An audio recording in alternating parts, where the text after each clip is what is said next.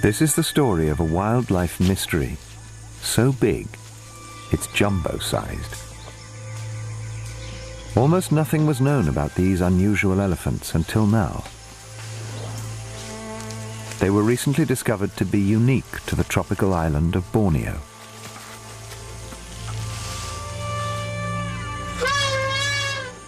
Then came news that their survival is in peril, and now the race is on to save them.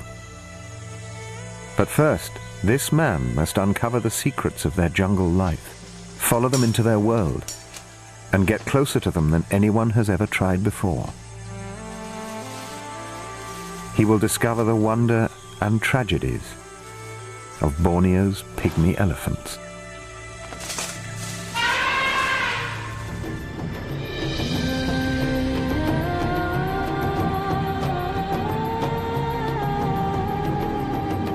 Sabah, the jewel of Borneo. Its ancient tropical rainforests hide remarkable animals, many found nowhere else in the world.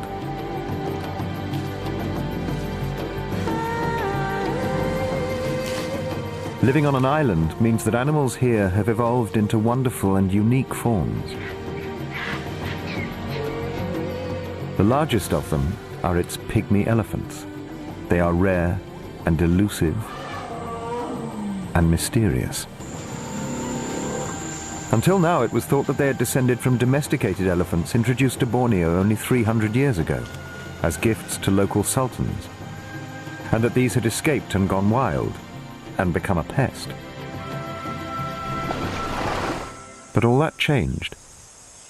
Wildlife ranger Engelbert Dausip was sent out to collect samples of their DNA as part of a routine test of all of Asia's elephants.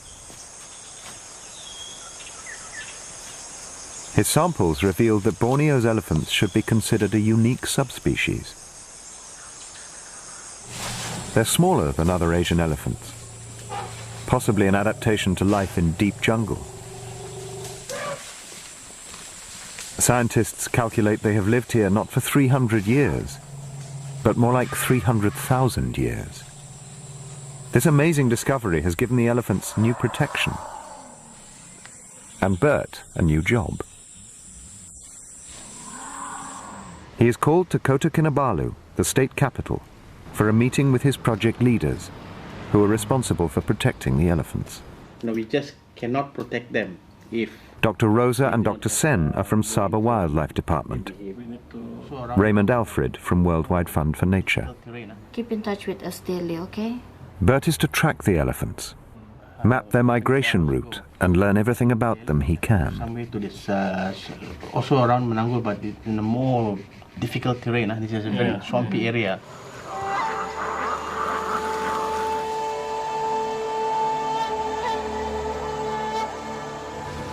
His journey will take him into places where few have set foot, a journey into the unknown.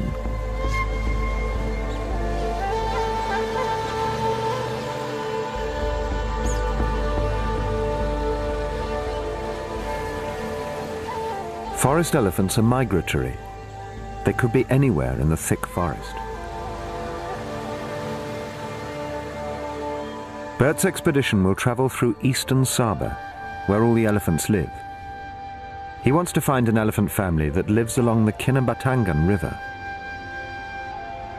But much of the riverside forest has been cut down for oil palm plantations. Could they block elephant migration routes or pose other dangers? To answer these questions, he must first find them. And he has an idea where they may be. Elephants must drink a great amount of water. They come to the river in the early morning and late afternoon.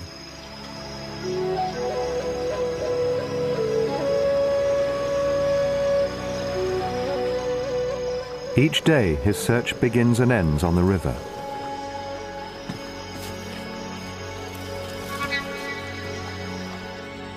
During the heat of the day, he searches the jungle.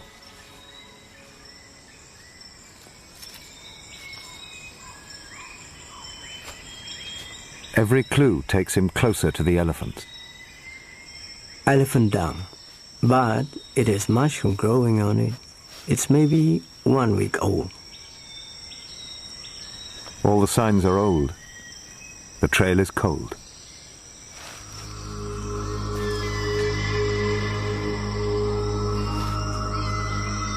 The heat is oppressive.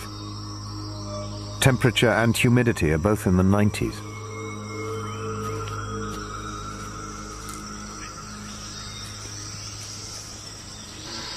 Sometimes he uses listening trees. Elephants call to each other to stay in contact. But there's nothing.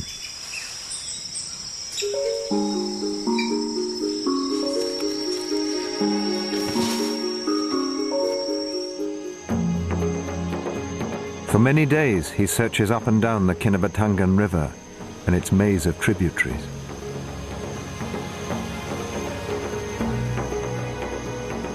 This expedition is the chance of a lifetime. I must not fail. I will find them. If anyone can find them, Bert will. He was born here in Sabah and has spent much of his adult life as a wildlife ranger.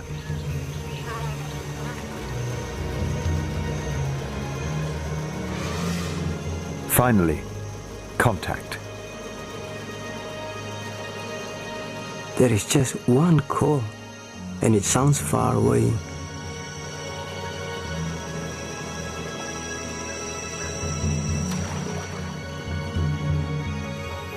He follows the sound of the call up a side creek.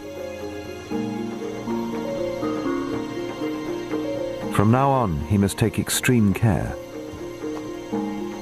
Forest elephants around the world are very unpredictable. They can be dangerous killers.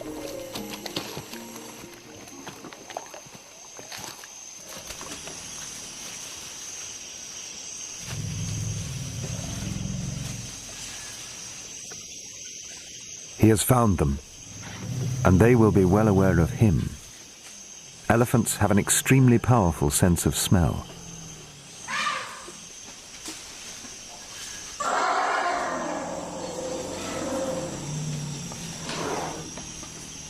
They can smell me, which is good. I want them to know I'm here. He's close enough to hear them breathe, but still they're as invisible as ghosts. And they're on the move. Better not to follow them now. It's late.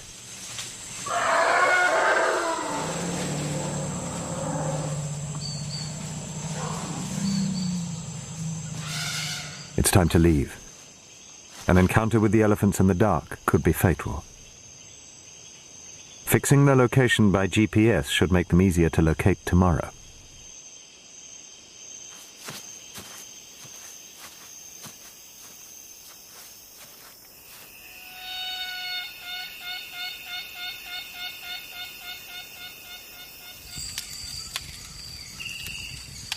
Today, at dusk, I found them at last.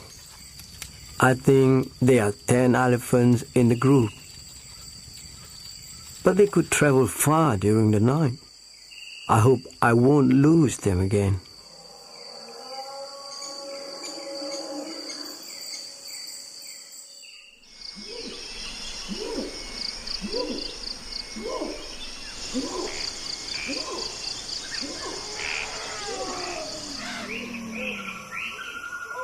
Bert returns to the same place. No sight of them. But there is sound. It's some distance off.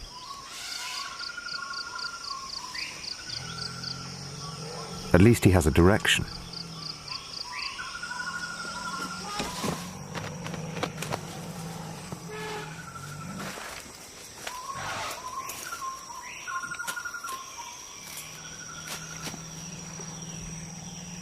Elephant going that way.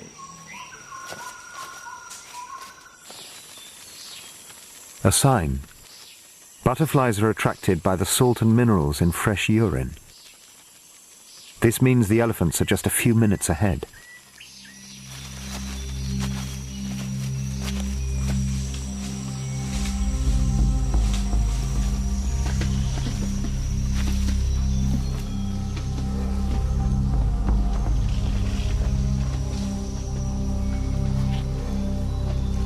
They are all around me.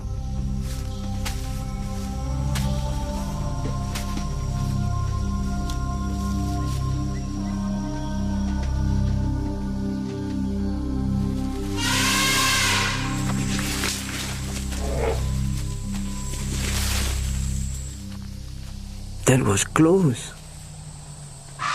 Bert has found them, but there is a bull male here too, and he's after a mate.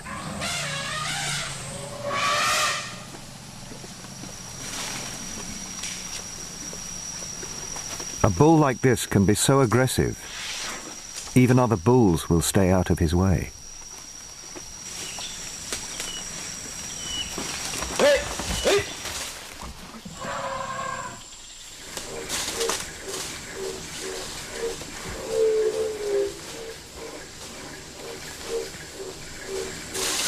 The bull makes a distinctive whistling sound, advertising his extreme arousal.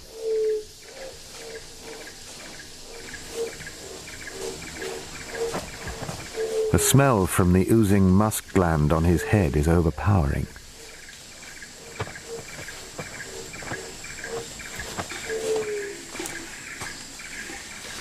Whether this strong smell is attractive to females, no one knows, but soon he is mating.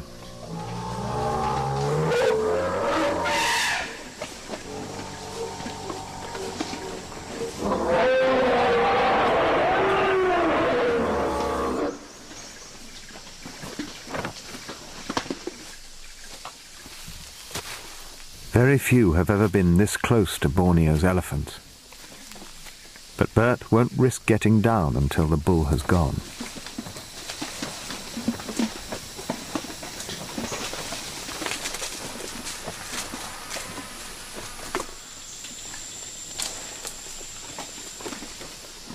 Two young elephants catch my eye, a male with tusks and a female.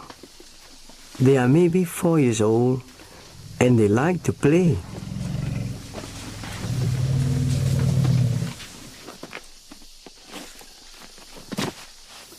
He decides to get closer, but is very aware of the risk. Are they as aggressive as other forest elephants?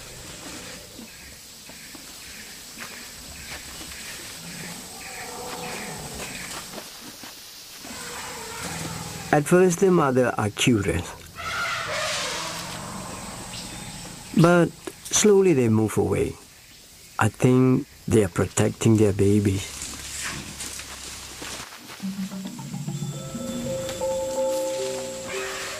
The two youngsters that have been playing have stayed.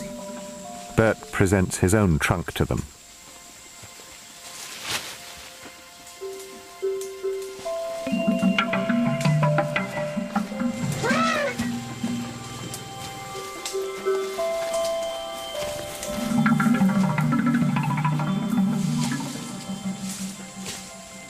The young female seems curious too. But then she turns and tries to kick me. It's an unusual defense, and Bert can easily evade her. She can't see behind her, so cannot aim her kicks that well. I will call this female Flora. Flora and Bert play a game of cat and mouse, but she is not aggressive. She's setting boundaries on how close he can come. Then the young male approaches. He's even rowdier.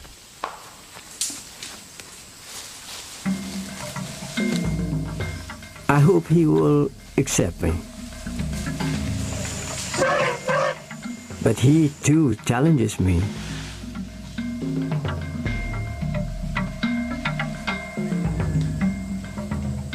I would call him feisty.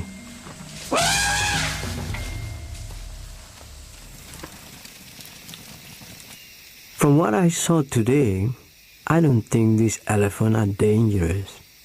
They just don't want me to come too close. It's an important and welcome discovery.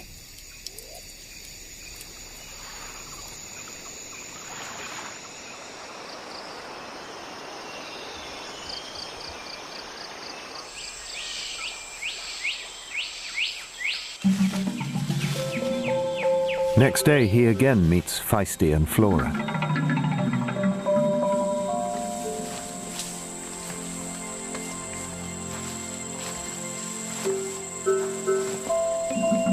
Flora's kung fu kicks are getting more accurate.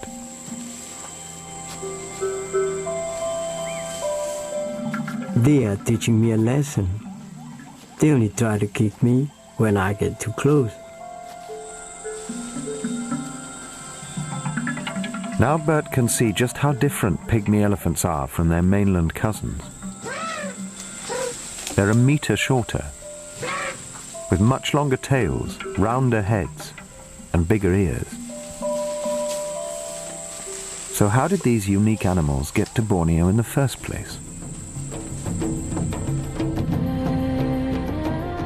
Scientists believe they walked here during an ice age when sea levels were lower.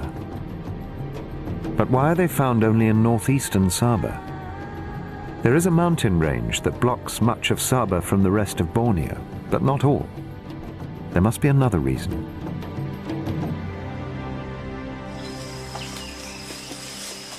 It seems the answer is because this area has something that elephants need: good soil, rich in minerals. Here lie the highest concentration of minerals in Borneo. And when not supping on mud, they eat more than 160 different kinds of plants.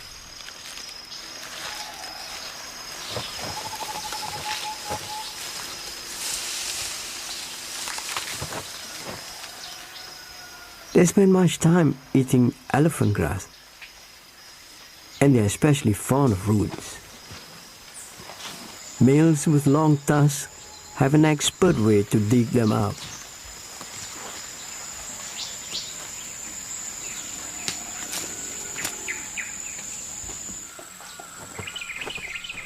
They also have a passion for fruit, especially figs. The family can find ripening figs at any time of year. But on this tree, most of the fruit is out of reach. An orangutan and her young baby have it all to themselves.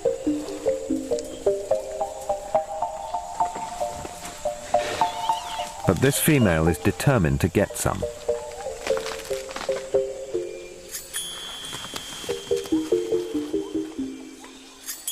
She may have to rely on the generosity of the orangutan.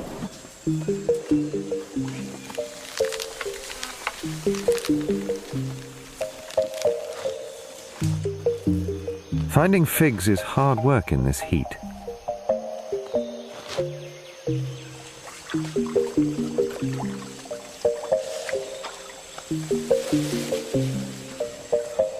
After a good day's feeding, this tusker takes a well-earned break.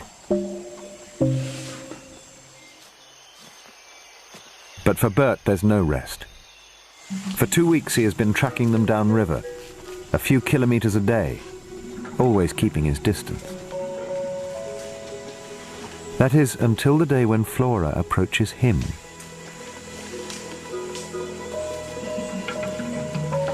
He's wary.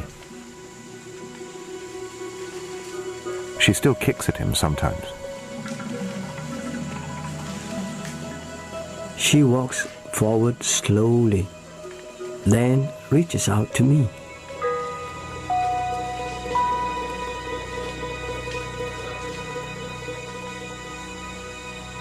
It's a breakthrough, and Flora's acceptance of him seems to change the mood of the rest of the family. The mothers and aunties show him the youngest baby. They're very protective.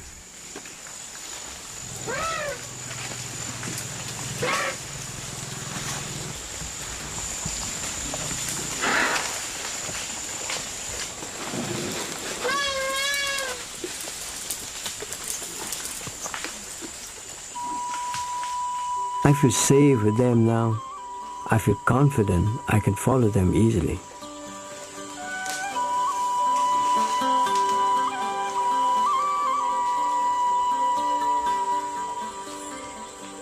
Over the next few days, he has some remarkable encounters as they reveal to him the mysteries of their private lives.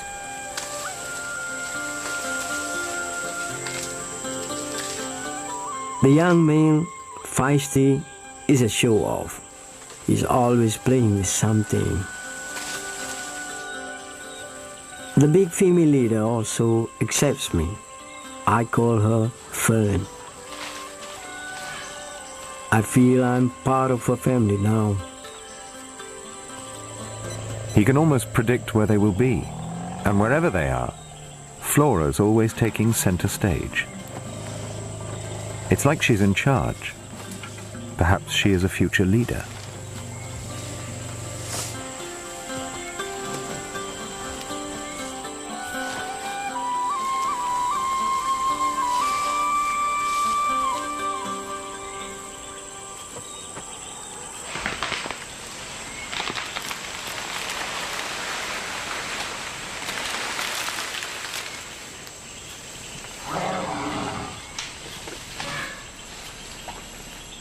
Fern is spending more time on her own.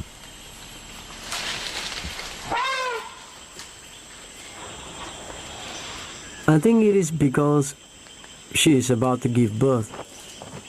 She's very pregnant.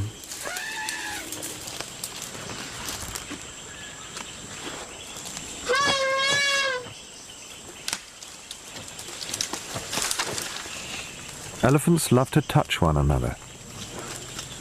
If not by trunk, then they body touch. A young female, maybe her daughter, shows great interest in Fern's condition. Her sensitive trunk finds the milk which Fern has begun to produce.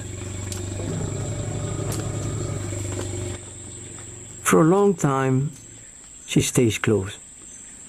It's as if she's listening to the baby.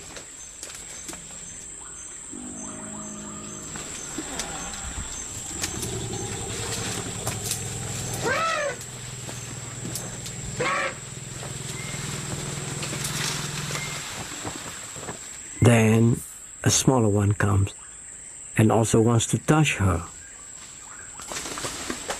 Because she's so close to giving birth, she's already lactating.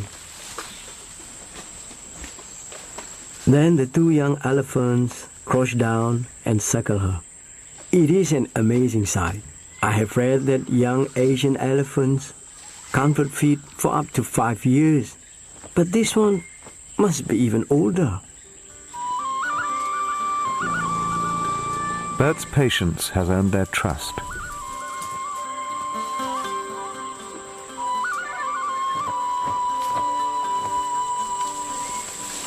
It's almost as if he's now part of the family.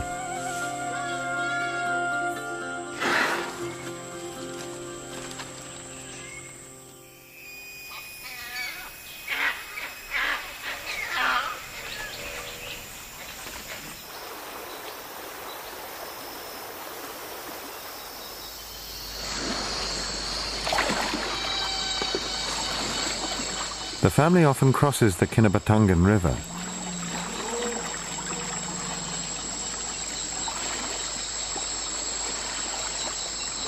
But one night, instead of continuing downstream as they have been for the past few days, they move back upstream.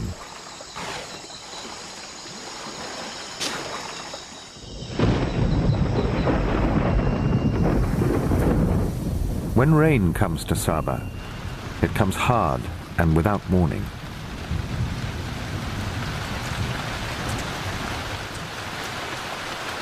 It can disrupt even the most resourceful.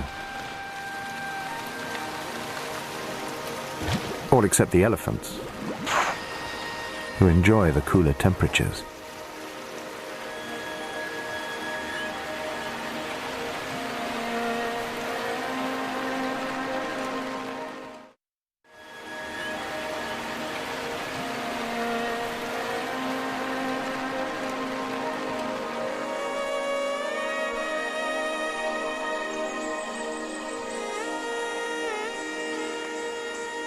By the time the rain stops, the elephants are long gone.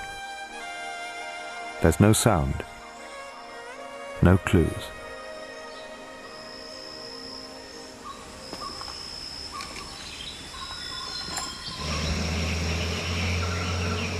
Bert's only option is to go back on the river. But he's now unsure where they might be, or which direction they're headed.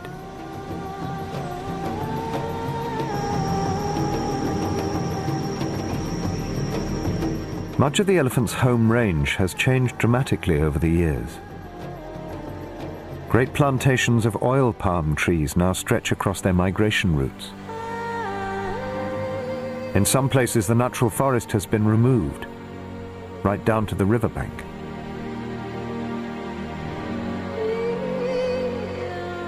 If elephants cannot follow the river, they must detour around plantations. Changes like this increasingly bring elephants and people together.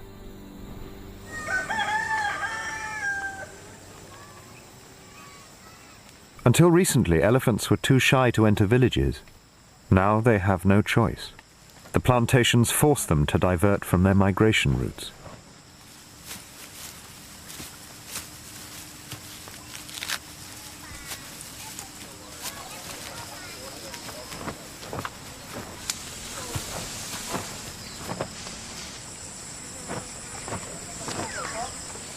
In earlier times, villagers would shoot troublemaking elephants.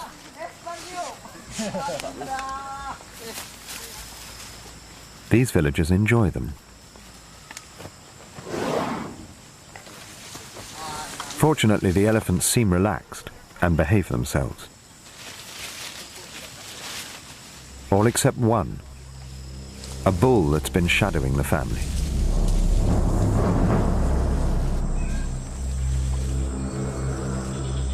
He decides to help himself to the banana crop.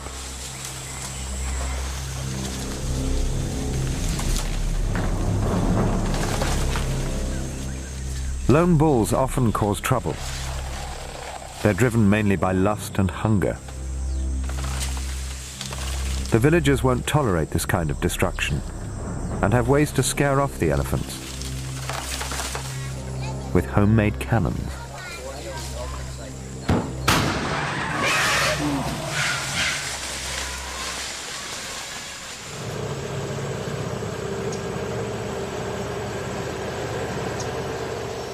Bert has been searching downriver.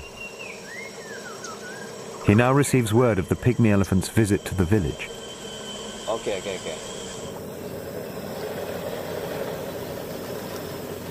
He also hears that apart from the troublemaker, they are regular and welcome visitors here.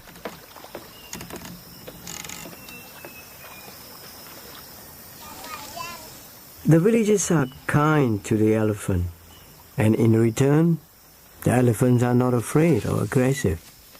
This is good news. He also finds out what direction they went, which gives him a good idea of the next place he might find them. And it's not going to be easy. The elephants have headed into swampland.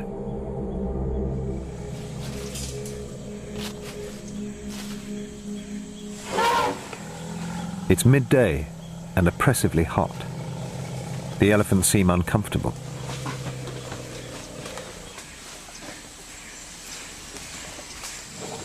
To keep cool, Flora is mud bathing. But Feisty's determined to have his turn.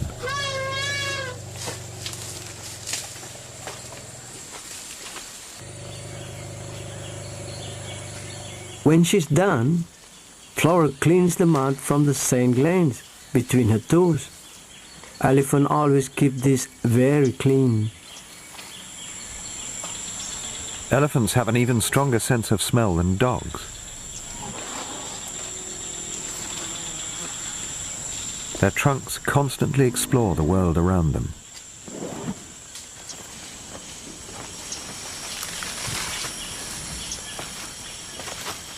Then Bert notices something unusual. All the adult females are grouped together. Something has their attention. A newborn baby. Very young. 1 week old. This must be the matriarch, Fern's baby. She came into the swamp to give birth. Baby sleeping. They're keen to blow away any bothersome insects.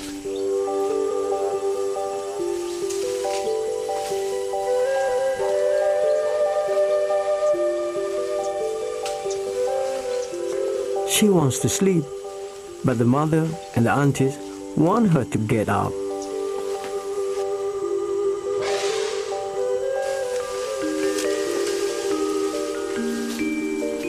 Now that it is cooler, the females want to go to the river, but the baby wants to stay.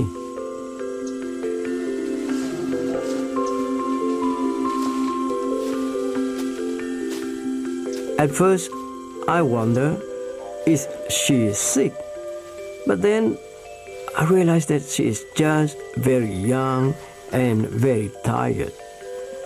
She's also hungry. I call the baby Faith.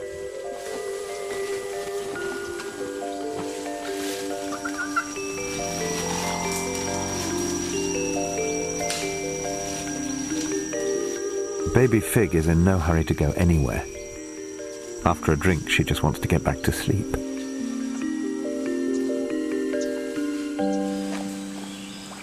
Only the youngsters are really active now.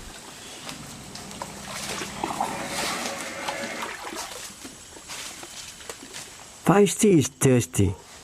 Adults drink 200 liters every day. Is this why Fern comes to the swamp to have a baby? So that she has plenty of water.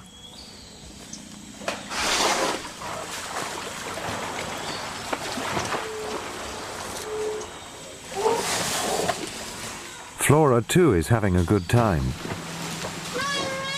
But all her frolicking wakes the baby.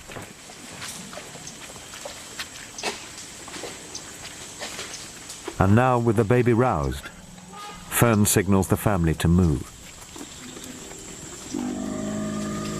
Feisty and Flora will have to finish their water sports another time.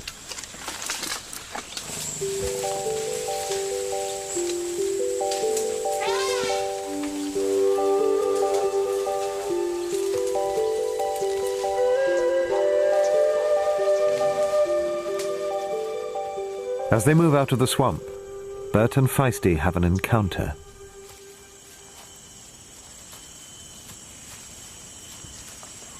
He comes forward to challenge me, but I stand my ground.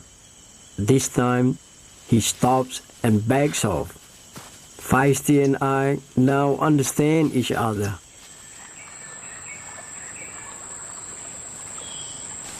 Finally, the family gets to cool off by the river. It's probably the first time they've been here since Fig was born. Now Fig meets the river that will run through the center of her life. She may still be drinking and swimming here 70 years from now. Flora's life could be considerably shorter if she can't get Feisty off her back.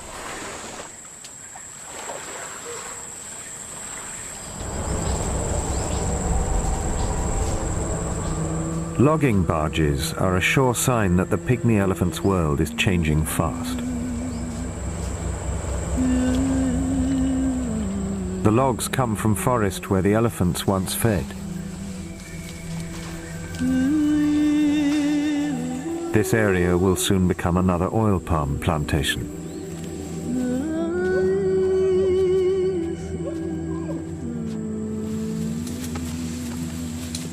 As Bert is discovering, this family's traditional migration route is being destroyed by villages, plantations, and now this cleared forest. I worry about this family.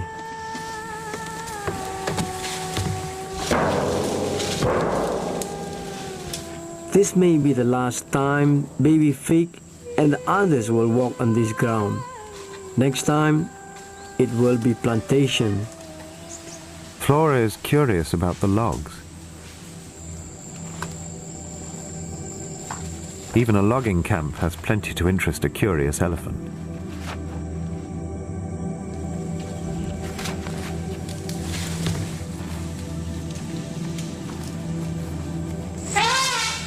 Fern's trumpet means it's time to go. At least for now, the family can continue on its journey.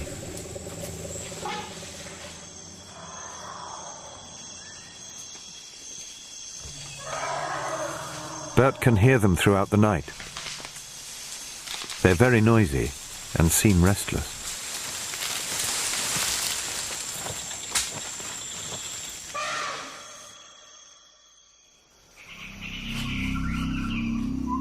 The next morning, Bert follows the noise. But he's in for a great surprise. A huge gathering of elephants.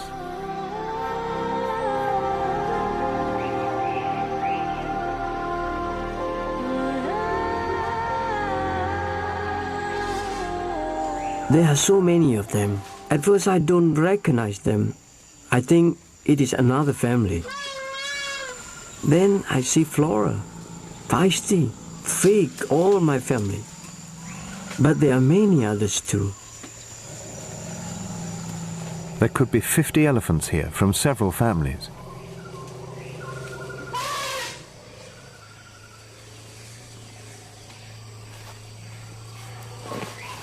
It's a family reunion. They greet by smelling each other.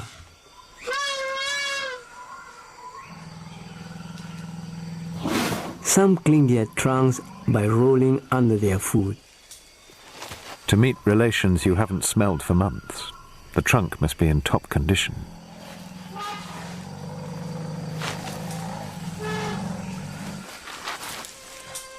But then Bert discovers that this gathering is not such a happy occasion. I see an elephant with a bad wound. There is a rope coming from it. It has been caught by a snare. There's another one with much older wound. Then I see a youngster with a snare around its trunk. This is terrible. Another elephant shows concern. How can it survive? Some wounds carry a certain death sentence. Infection is likely. Perhaps gangrene has already set in.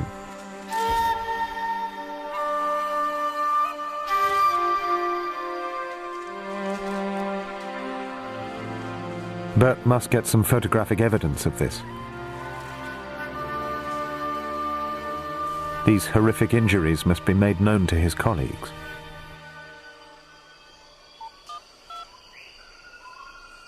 Download it on my PC. Chief Veterinarian Dr. Sen receives the call. Coming in now. Then Bert downloads his images. Oh no. They've never seen injuries like this.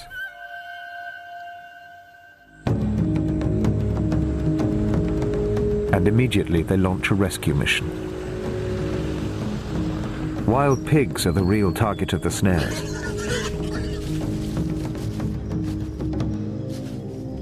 Every snare is a secret killer waiting to spring.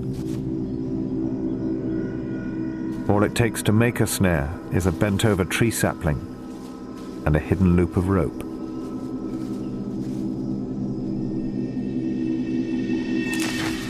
When an animal triggers the snare, it is held tight. As it struggles, the rope tightens even more. Villagers tell me that poachers set snares for bushmeat. Elephants are caught by accident. But a rope tied tightly around the limb will never come off. It's made of tough synthetic strands that won't rot. Elephants are destined to carry them for the rest of their lives, unless they can be rescued.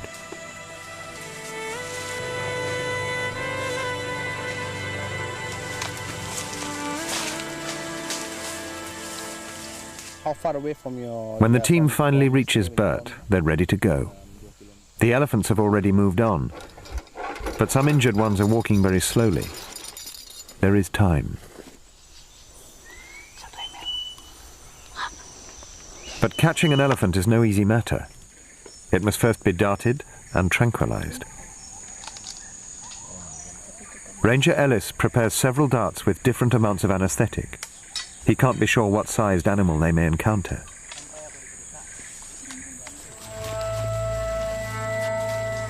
Bert leads the team.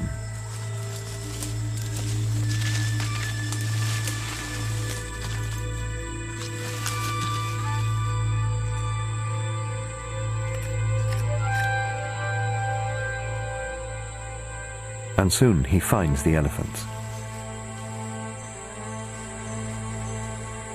But getting a clear view, let alone a clear shot, will be difficult.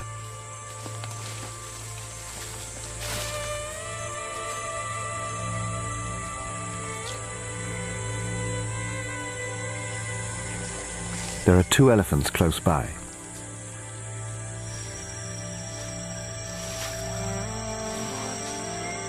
And one has a snare around its leg.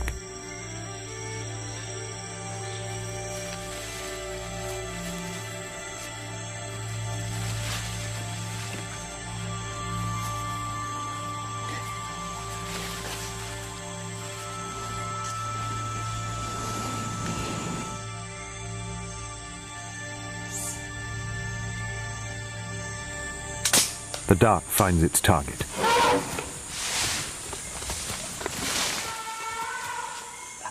Ellis indicates 10 minutes for the drug to do its work.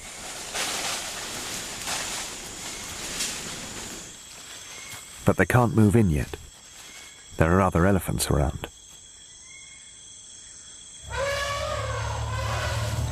They need to frighten the others away with gunshots and flares.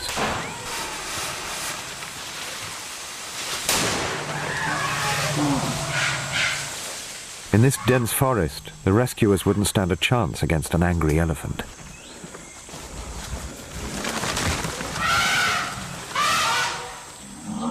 The drug dose is enough to put the elephant to sleep, but only just. It remains standing.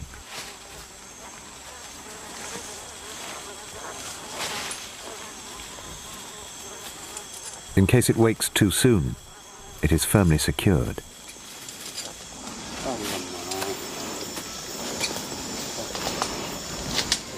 It's a bad one, old and grown over, and the rope is still in there. Dr. Rosa, the vet, will have to remove it.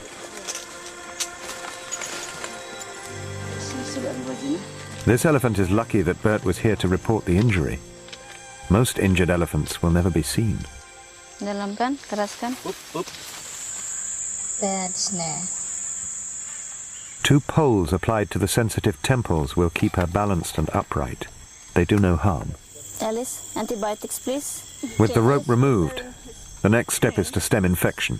Protective creams and heavy doses of antibiotics will do the job. Okay. Must have suffered really bad. Dr. Sen administers the antidote to the tranquilizer. Hold on. If everything goes well, she should wake up with a really bad hangover in about 3 to 5 minutes.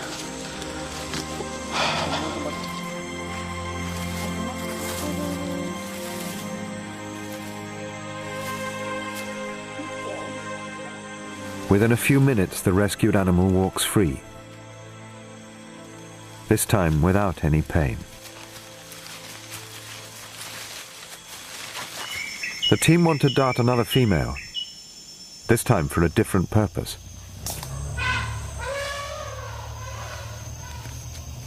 They've brought a tracking device, supplied by Worldwide Fund for Nature.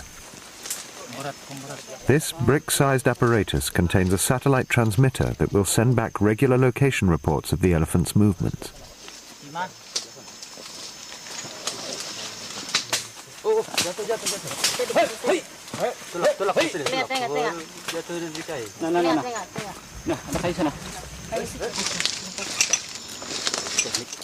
This female is named Bod Tai, and her high-tech bow tie will make Bert's work much easier. Once she wakes up, she will become his new ally in helping him understand the mysteries of the pygmy elephants. 9, 7. Bod Tai is one of 5 elephants that will be tagged in different parts of Sabah.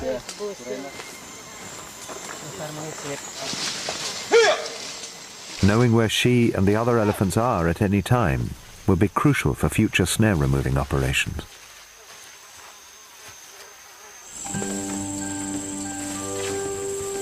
Data from Bodtai's collar will be sent up to the satellite at daily intervals.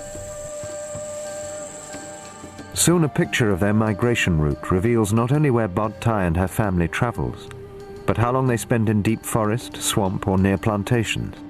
It also shows the crucial times and places they travel alongside the Kinabatangan River.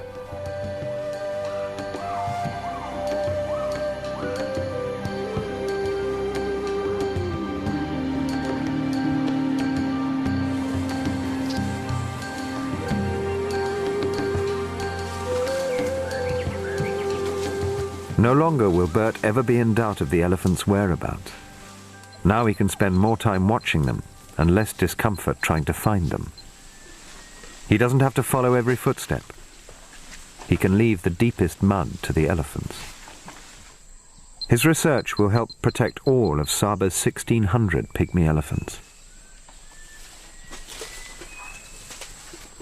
Feisty and Flora are fascinated by her collar. Flora wants to wear it. There's no doubt that Feisty and Flora will grow up close to humans. But what does their future hold? And what of little Fig? Just like a human baby, a baby elephant learns a great deal in its first few years. Fig will learn the family migration trails and where they now cannot go.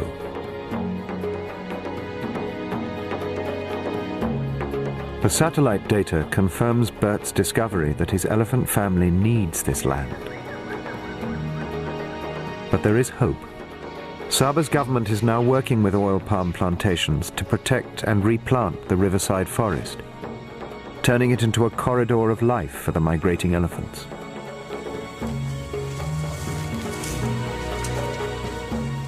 Everywhere, attitudes are changing. For one thing, Bert doesn't have to track Flora these days. She's more likely to track him.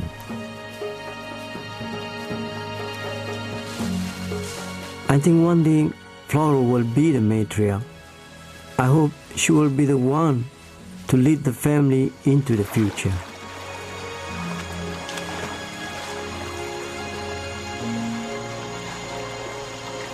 Flora, Feisty, Fig and all the others in this remarkable elephant family have inspired the people of Saba to save them.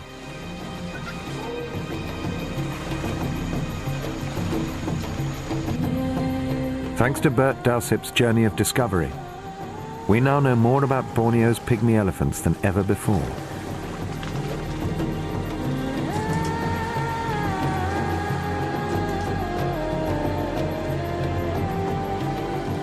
Once considered exotic pests, these wonderful and unique elephants do belong here.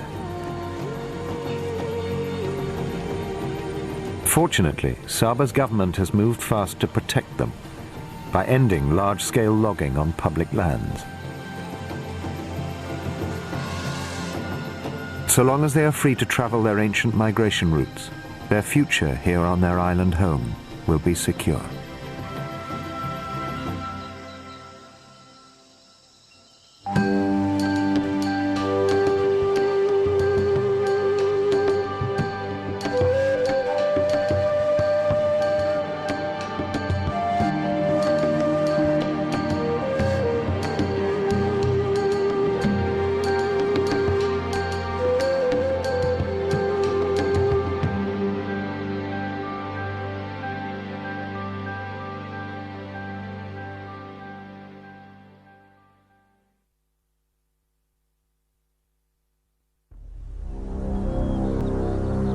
In the sweeping wilderness of Yellowstone, the grizzly once ruled alone. Unmatched in size and strength, no creature could challenge the mighty bear. Then came the return of a formidable rival. Tall, rangy wolves from the north now stake their claim to Yellowstone. And somewhere in the backcountry, an epic battle unfolds. It's a clash that echoes all through Yellowstone.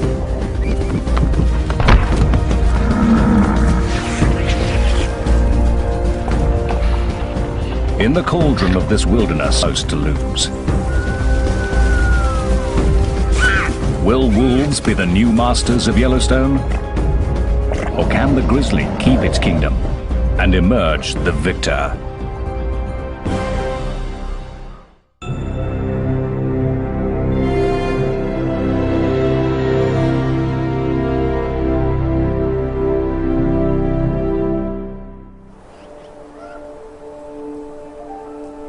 It's spring in the northwest corner of Wyoming. The year is about to begin for the grizzlies of Yellowstone.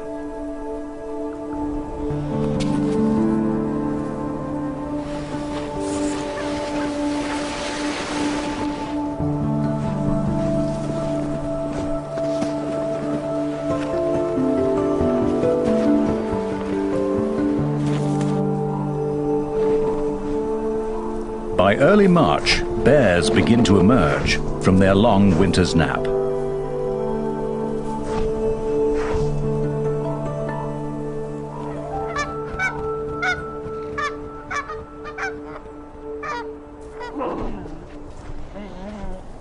They may not have eaten a thing, and with snow still deep, a female and 3 cubs search for a winter kill.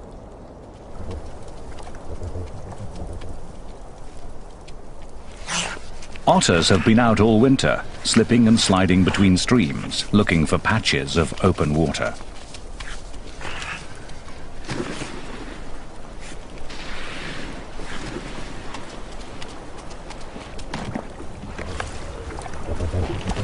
They're kept under close watch by a coyote. He's on a constant search for food. This is a world of predators, scavengers, and opportunists.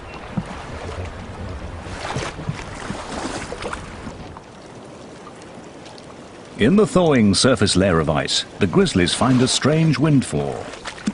Entombed in the ice all winter, frozen fish are the first banquet of the year for the bears.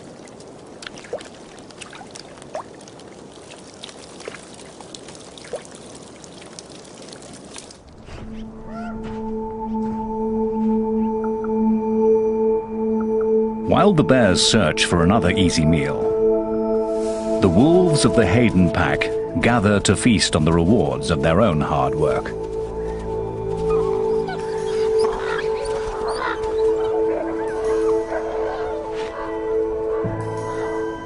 But a bold young bear has found their carcass, and a grizzly is accustomed to taking what he wants.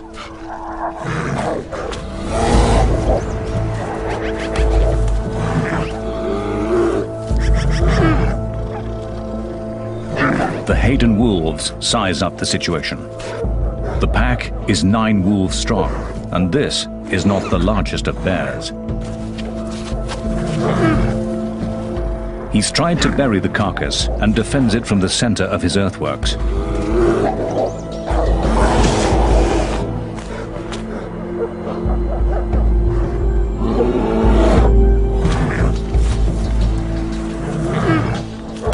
It's his strength against their speed. But the wolves seem to think they can take him.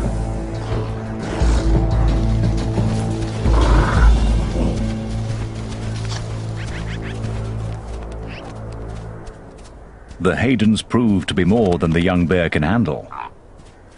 This time,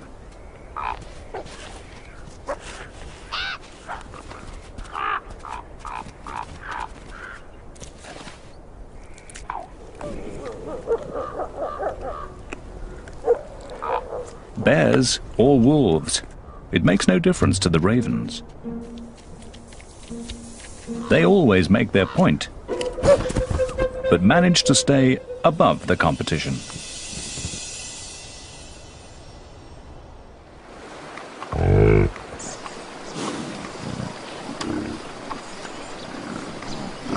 Bison will face both wolves and bears over the course of their lives. But the first challenge for newborn calves is just keeping up with their mothers. They're on their way to summer pastures, and for the calves, it's sink or swim.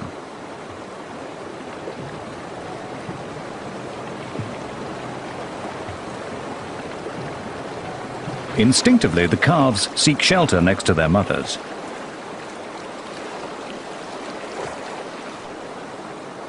But the waters are cold and fast, too fast for the tiny calves.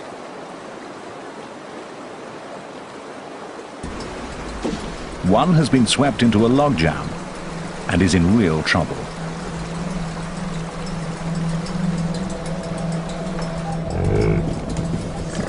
His mother has suddenly realized what's happening.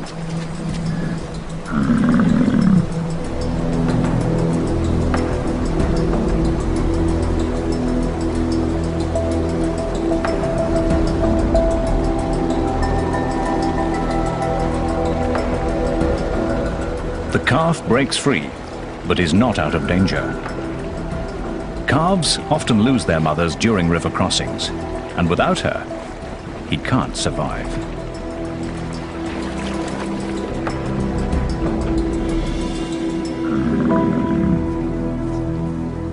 This calf is a lucky one. He's safe, though utterly exhausted.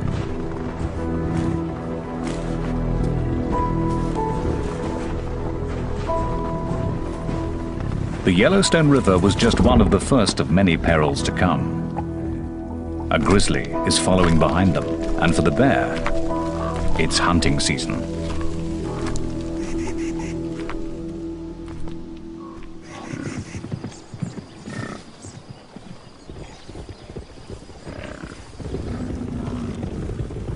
Yellowstone's 3,500 bison are the largest free-ranging bison herd in the world.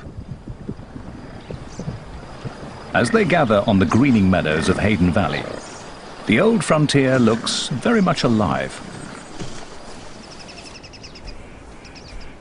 It's a scene one old grizzly has witnessed many times. This rugged veteran has roamed Yellowstone for almost 20 years, long before wolves were brought back to the park. He is bear number 211, known to bear watchers as Scarface. In his youth, he hunted bison in this great valley. Now, he leaves such high-risk work to a younger generation.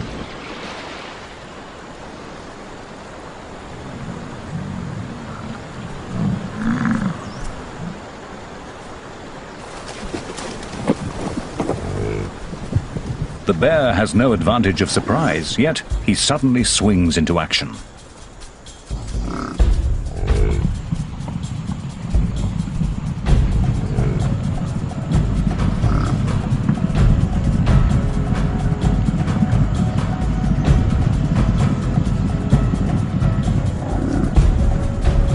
The chase is just youthful exuberance. There's not much hope of success.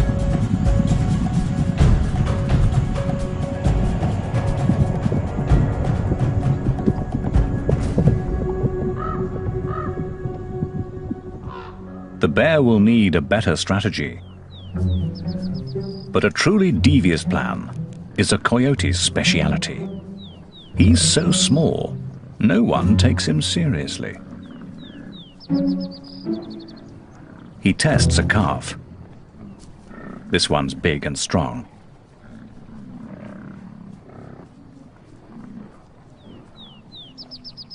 Then he finds a smaller one.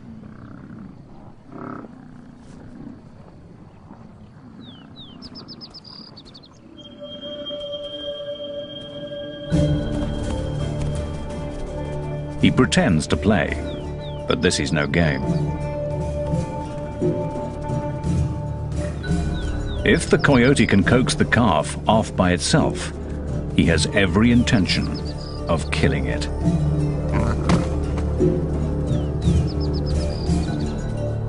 Just one bite could cripple the calf.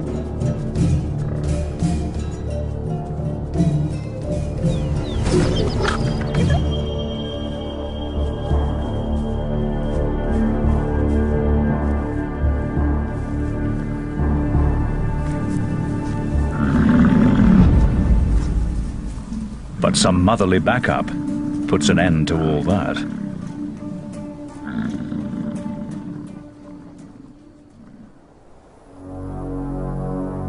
Another grizzly is on the calving grounds, and this one has perfected his craft.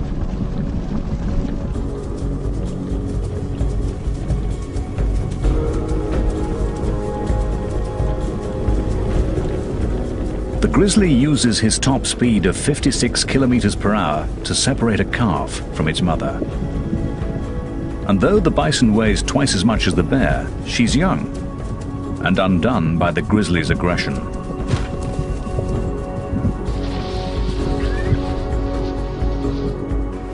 She hesitates,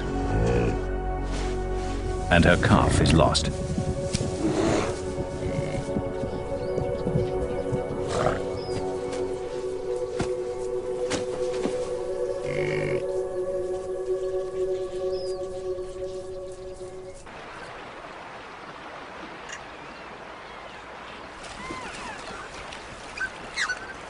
For hunters and hunted alike, each encounter in Yellowstone presents a critical choice. What is brave one moment is foolish the next. To fight or to flee, all of life hangs on the decision.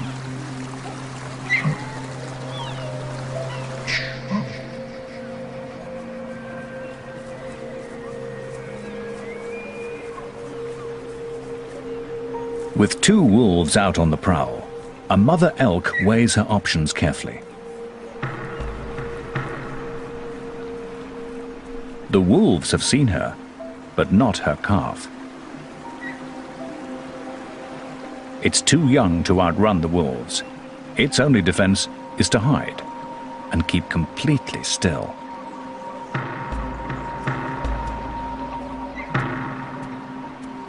Its mother heads straight for the wolves.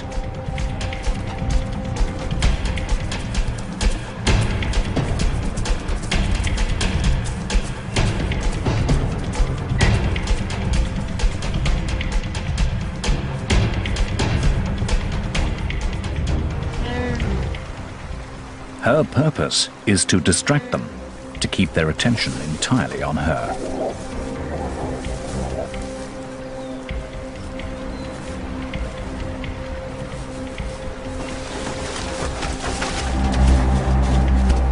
Again and again she charges, then invites them to chase her, using the river as a safe retreat.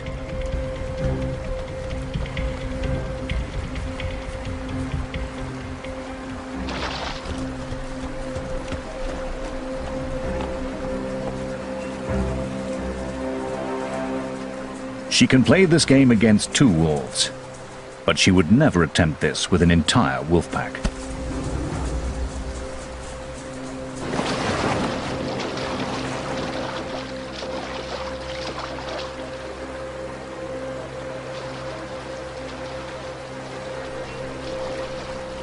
Frustrated, the wolves give up.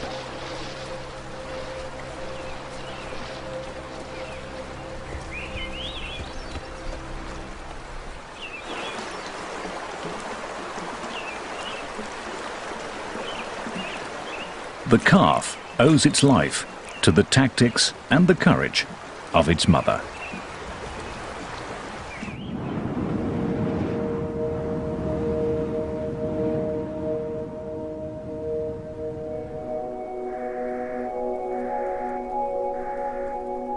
Motherhood, even for a grizzly bear, is a test of character. It's June, and a spring snow squall has kicked up, but the bear and her cub are confronting more than just the weather.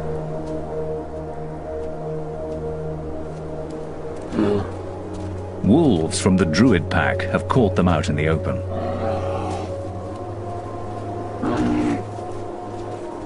In the tug of war between grizzlies and wolves, the wolves attack where they can. They are after the cub. If they can kill it, they will eliminate a future rival.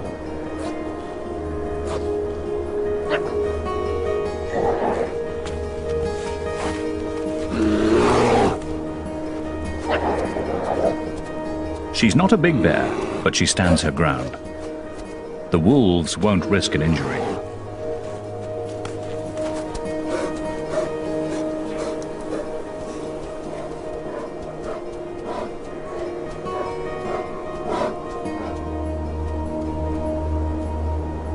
Suddenly, it's over.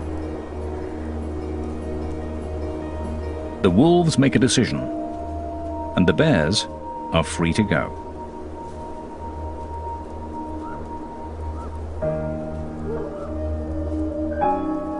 As the two dominant predators in Yellowstone, grizzlies and wolves make life hard for each other. The cub is vulnerable to the wolves now. If he survives to become a really big bear, the tables will turn.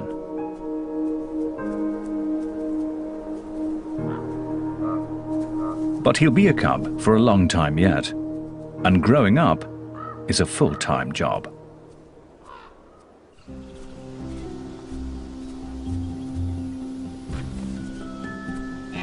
Things are even more interesting with a brother or sister.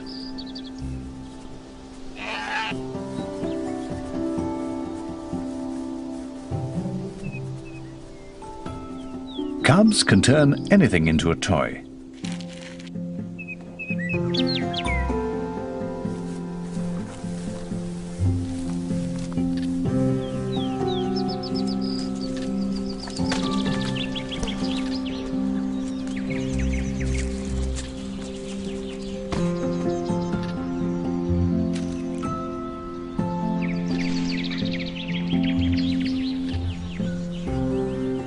Every game lets them discover what they can do, and their mother is always there to supervise.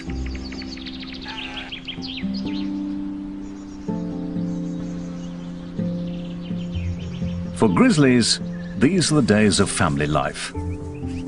They'll spend 2.5 years under the constant care of their mother. Then the cubs will be big enough to go their separate ways and travel through Yellowstone alone. Until then, she is everything they need.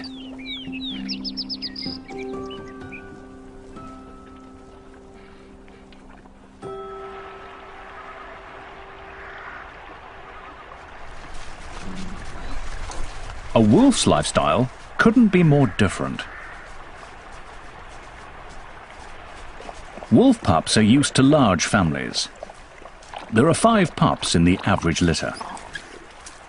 At 1 month old, they begin to venture away from the den.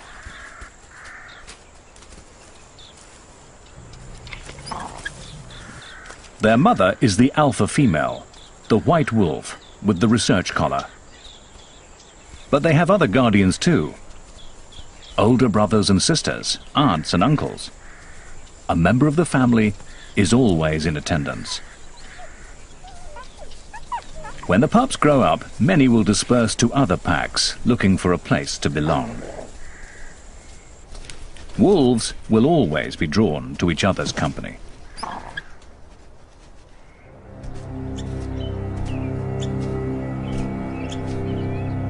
A grizzly ambles along a trail on his solitary way above the den.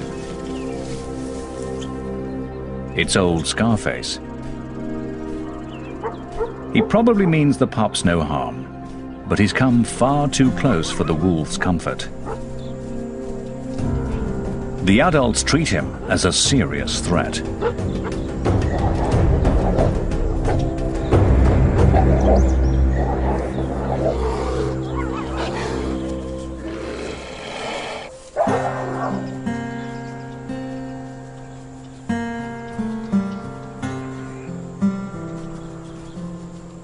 It's the pups' first encounter with a bear, and their elders have shown them something valuable.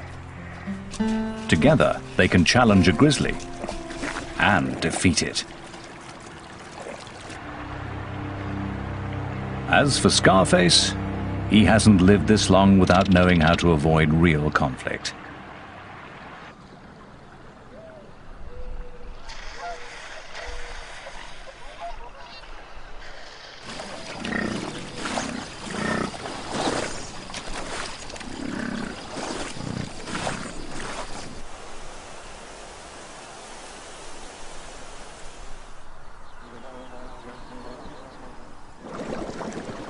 By the end of June, the high country is bright with colour. Summer residents are settling in. They're claiming territories, building homes, finding partners.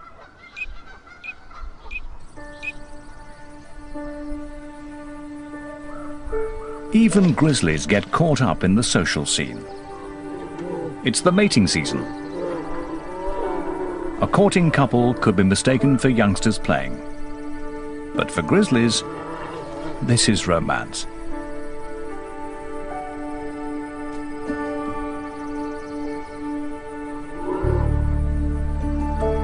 Once she has accepted him, they will wrestle and play and mate many times, staying together for 10 days or so.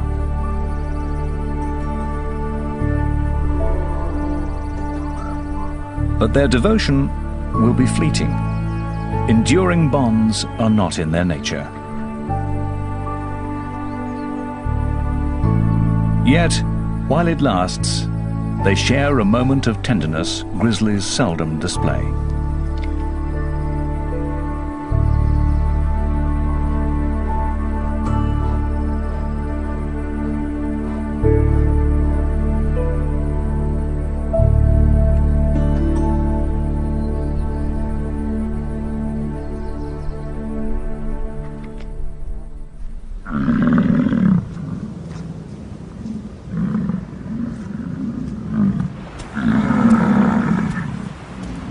While the mating season brings solitary grizzlies together, it sends the companionable bison into an uproar.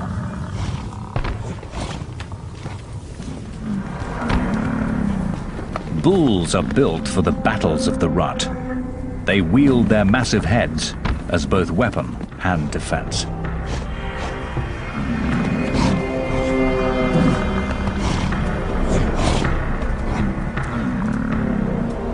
They must protect their own bodies as they twist and turn, pressing for an advantage.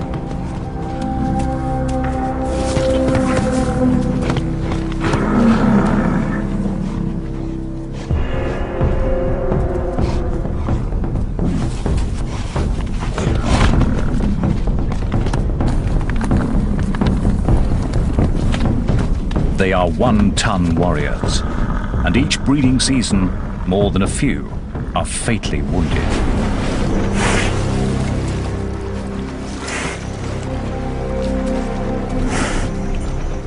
This young bull must have taken on more than his match and has suffered a head injury.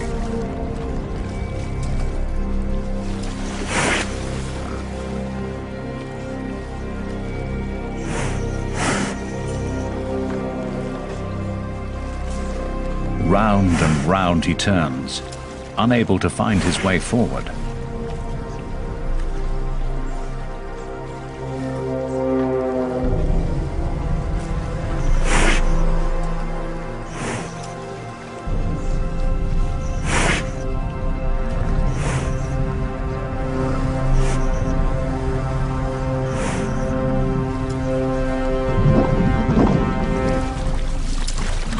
Then, remarkably, he makes it to solid ground.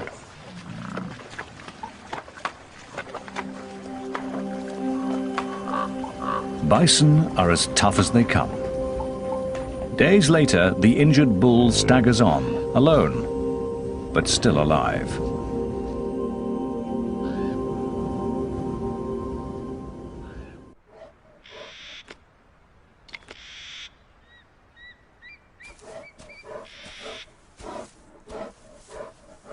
For the grizzlies, this year's battle for Yellowstone is coming to a close. It's beginning to snow. One by one, the bears retreat to their dens. Winter settles in.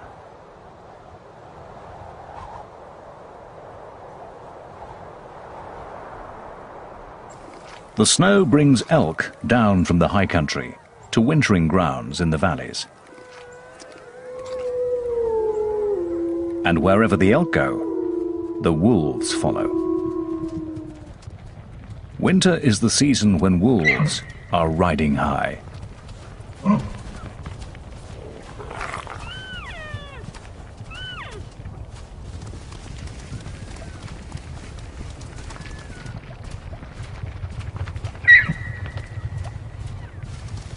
Severe conditions always work in their favor, wearing down their prey. The deeper the snow, the better the hunting.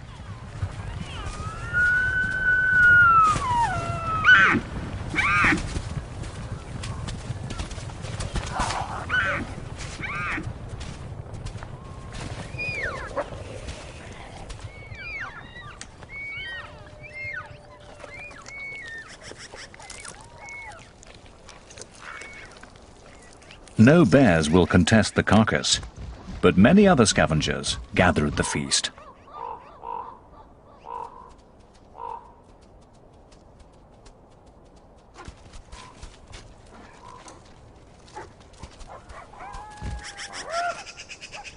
Eagles, ravens, magpies and coyotes are uninvited guests at every kill.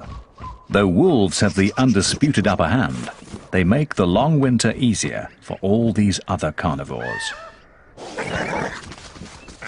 As long as there are elk, the wolves will provide. But all these hungry scavengers steal so much meat that they may be one reason why the wolves form packs, to protect their own share of the kill.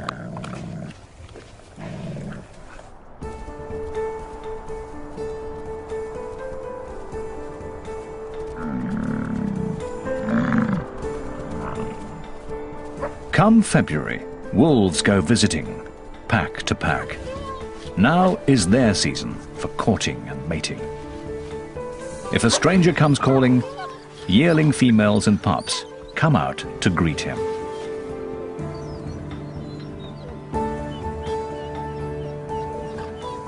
He'll please them all if he can, but what he's really after is a willing partner and a private rendezvous.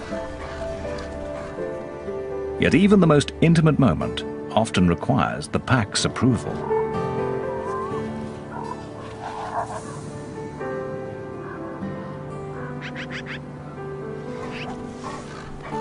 The alpha pair that leads the pack may share a bond that lasts for life. But all this togetherness comes down to just one thing. Wolves need each other.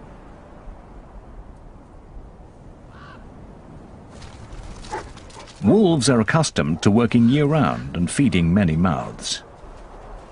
But come the end of winter, it can take the abilities of a bear to get the job done.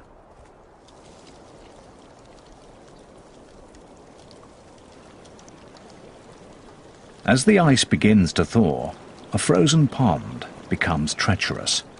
Solid one moment, soft the next. A wolf has discovered its most recent victim.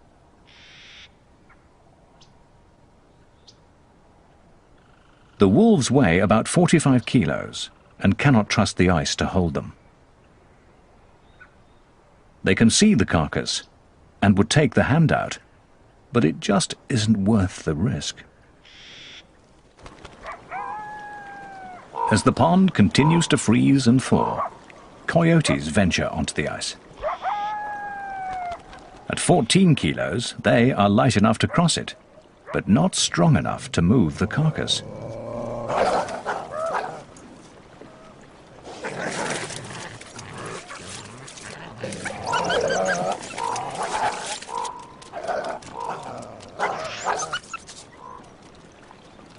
If the ice melts much more, they won't be able to reach the carcass at all.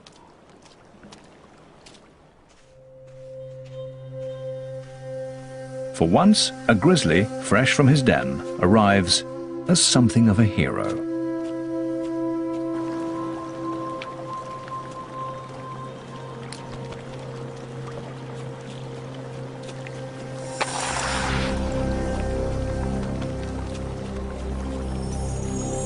He's certain to fall through.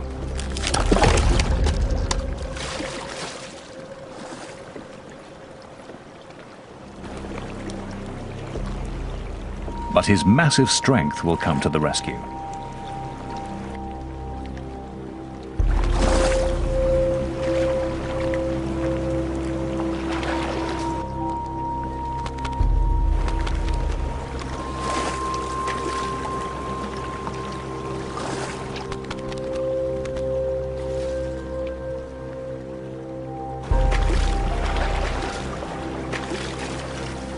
It's only when his coat is soaking wet that you can see how thin he is and why this carcass is worth so much effort.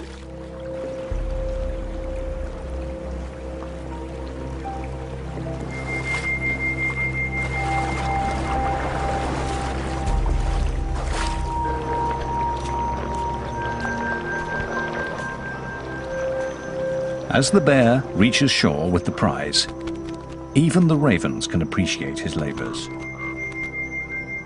And there'll be bones for the coyotes, after all.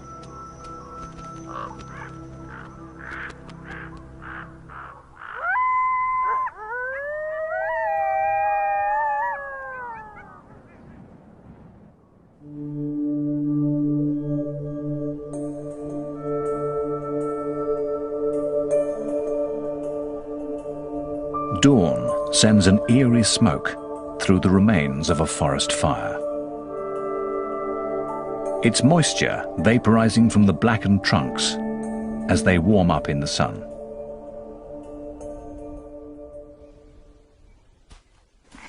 Though the fire killed the trees, a wild garden springs up at their charred feet, rich with minerals from the ash.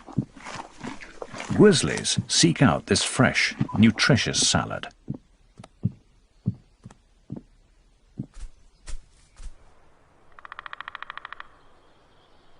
A great grey owl dozes at the edge of a burn. He's been up all night hunting.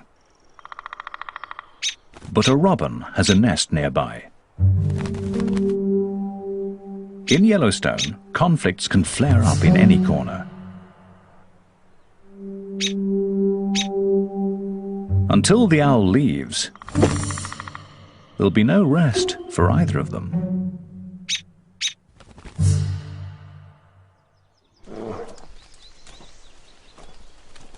A grizzly has come to the recovering burn to feast on daisies, asters, fireweed, and cow parsnip, teaching her yearling cub that this is a good place to forage.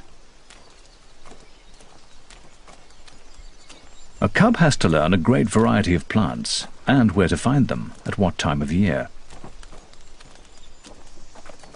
And while one cub studies this lesson, another follows its mother onto the calving grounds of the elk.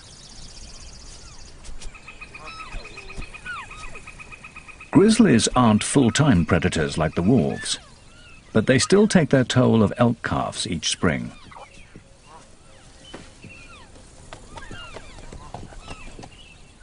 The bear moves through the grass with a purpose. She relies on her nose, testing the air and searching the ground for the scent of elk. It's all her tiny cub can do to keep up.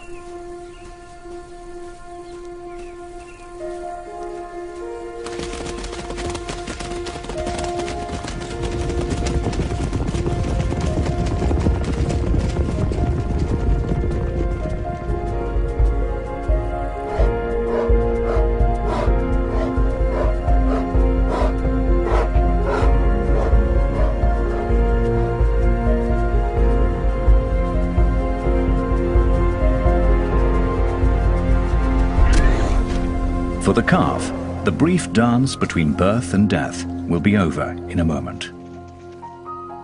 For the cub, it's a first step in honing a skill that will help him succeed in Yellowstone.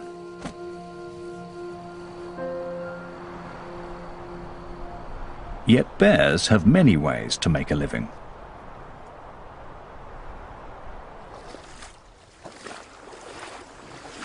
Wolves must hunt to survive. But a grizzly's life is full of choice. Old Scarface may no longer be able to chase down elk, but he's managed to catch a fish.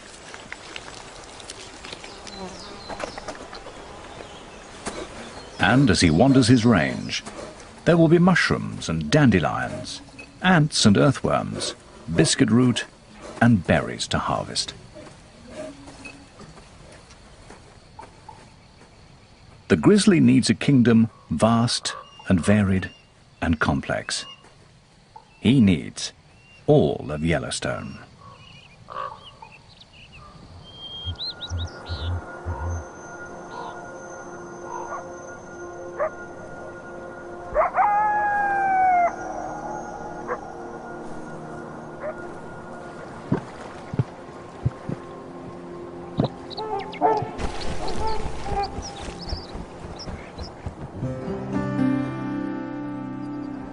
In this cauldron of competition and conflict, a grizzly sometimes gets to relax.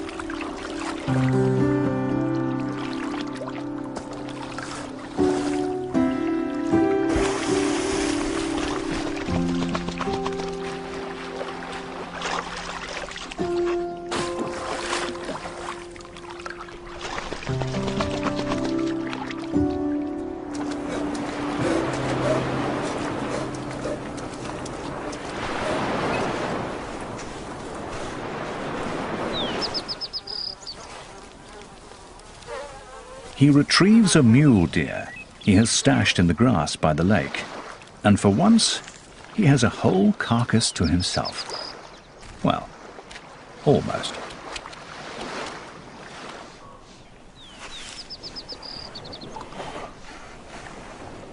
He takes his time over a delicate morsel.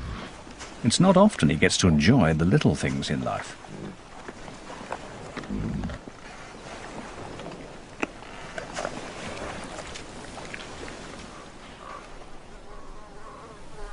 Then, after lunch, a nap.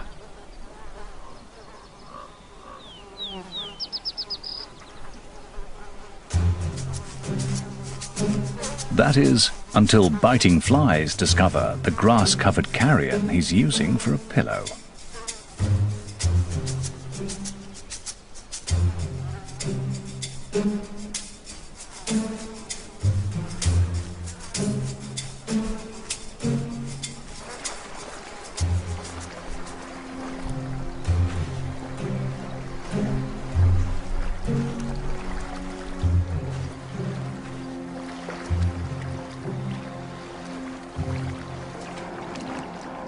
He retreats to the cool waters for some sweet relief.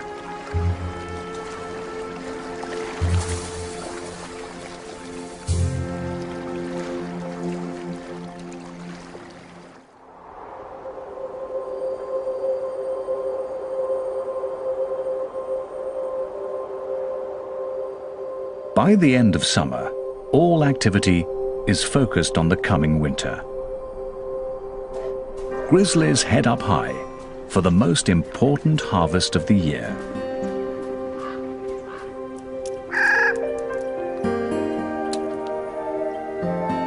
The Clark's nutcracker is up there already, collecting the seeds of the whitebark pine. Squirrels are also gathering their winter seed store. The birds will disperse the seeds, but the squirrels will cache them. And that's what the grizzly is looking for. The bear digs up their work. The seeds are rich in fats, and the bear takes in as many calories as she can.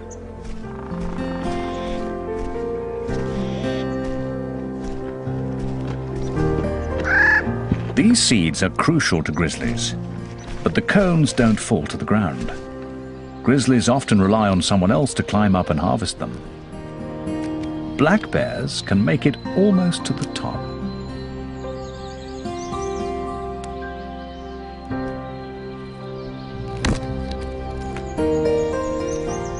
They'll bring the branches and cones to the ground and in reach of the grizzly.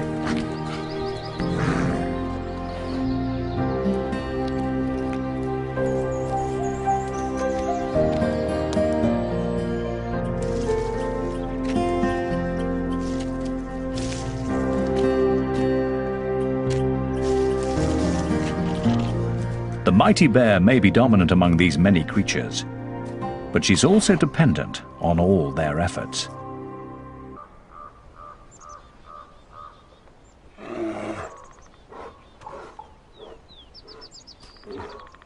In this tale of two predators, each succeeds according to its nature. This enormous male is waiting on the wolves. He's staked out in the territory of the Molly's pack. And here they come, right on schedule.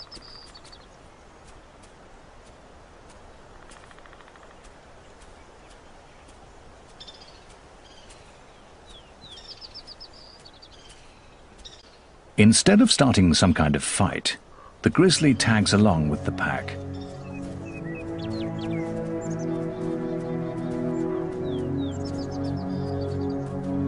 The bear is huge. He looks to be almost 300 kilos, and the wolves seem resigned to his presence.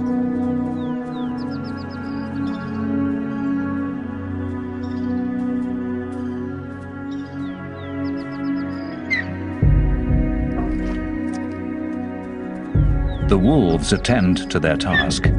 They're here to hunt.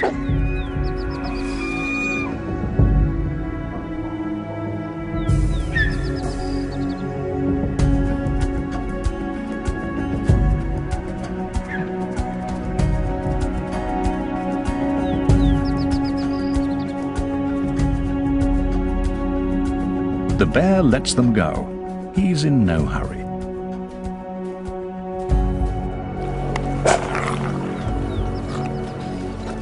But as soon as the wolves have accomplished a kill, he's suddenly quick on the scene.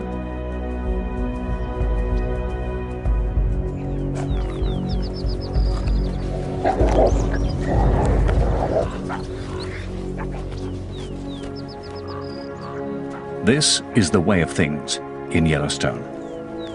A wolf pack working together is the greatest predator there is. But even the Mollies, 14 wolves strong, know how to step aside for one large bear. A grizzly in his prime is the master here. He makes the most of the skills of others and takes from them all in turn. The wolves must simply bide their time and wait for him to leave.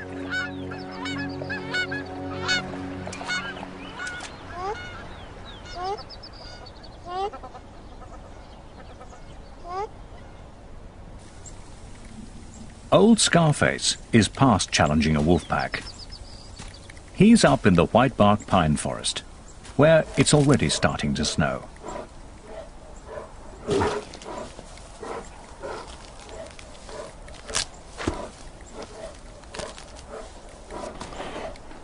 Winter is closing in. The pine seeds are all but gone. Soon there'll be nothing left to eat. Slowly, limping now with age and effort, he makes the climb up the snowy slope.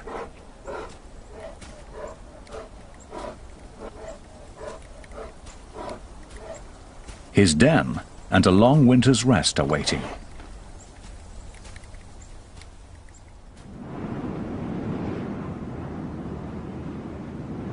By the end of November, the grizzlies of Yellowstone have gone to bed. Once again, Yellowstone is wolf country. At least, that's how the story is supposed to end. But here, on Christmas Day, 4 weeks late for hibernation, a grizzly sits on a wolf kill.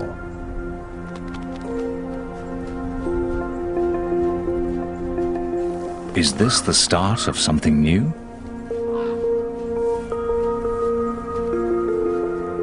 A grizzly, out in winter, breaking all the rules?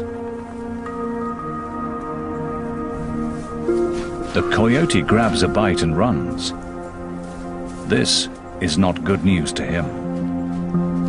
Will the bear be waiting at every kill all winter?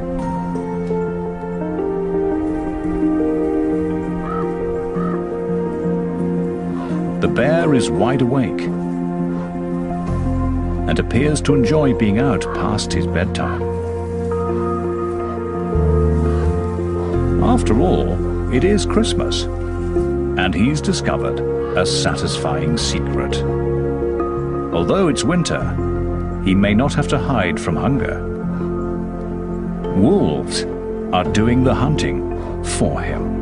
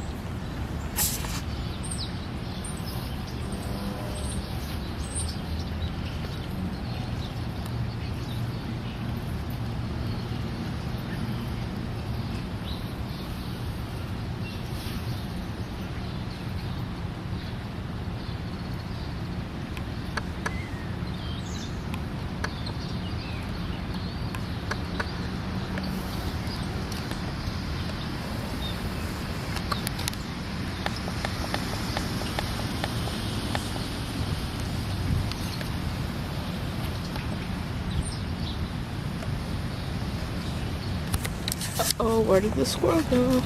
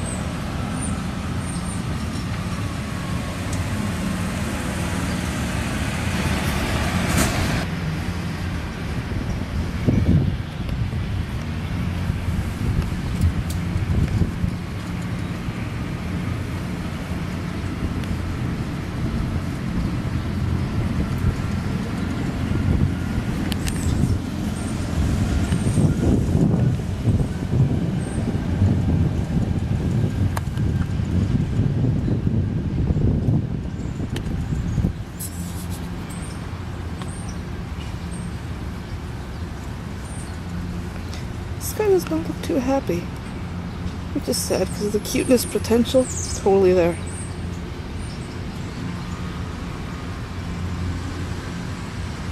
I wonder if he's found enough to eat. I'd love to just be like, hey, here's some planters, but that's probably really not a good idea, and I don't have some planters anyways. Oh no.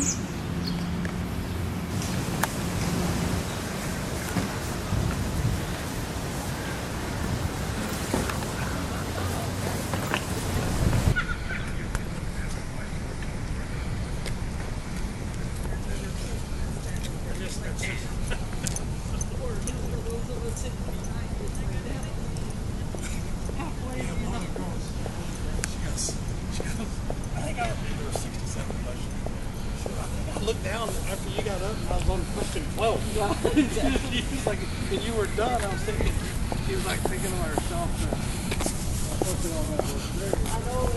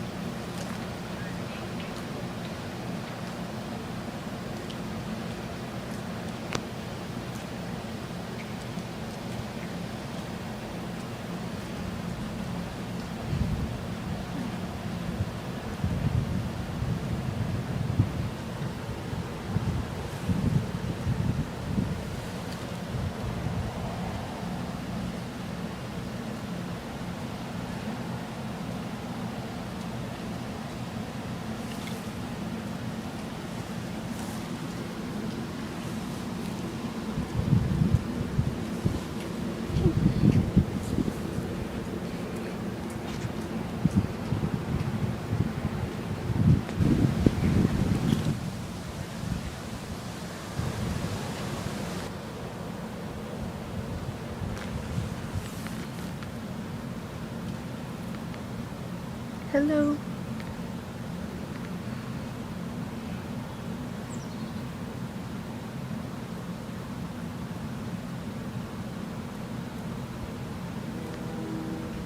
Hi, Squirrely.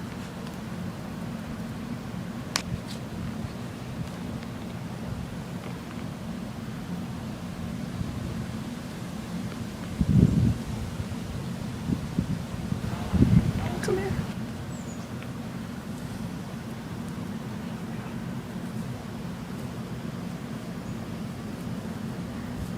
Hi.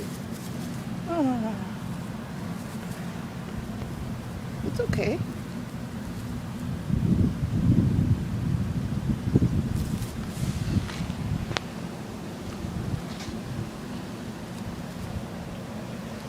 Hello.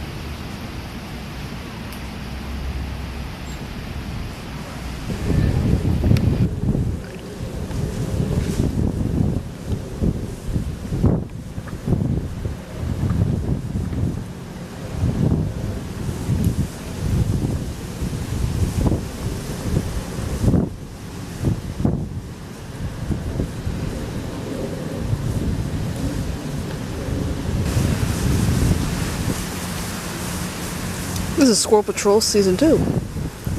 Sorry for the movement. I actually have image stabilization on.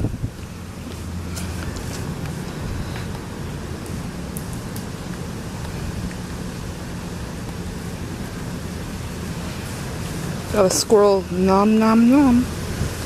Squirrely lunchtime. Rule number 1. Squirrels have lunchtime too, and it's noon.